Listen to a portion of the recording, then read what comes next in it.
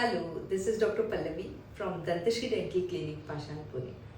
Many of my patients ask me why dental treatments are costly.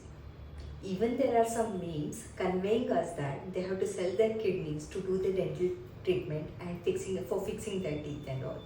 Well, if you invest your time in routine checkups, dental cleaning, visiting your dentist regularly, you wouldn't have spent so much of money on the dental treatment.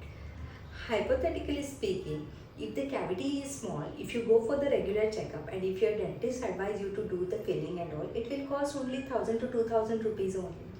And if you neglect at that phase, then you have to go for the root canal, and root canal will cost you 10 to 15,000.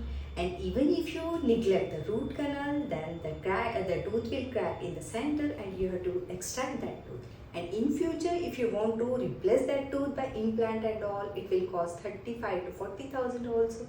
So dentistry or dental treatment is not costly. Your neglect is definitely costly. If you wouldn't have neglected at the first stage, you no need to invest 40 to 45,000 in dental implants and all. So visit your dentist regularly, invest your time in regular dental checkups and regular treatments and all.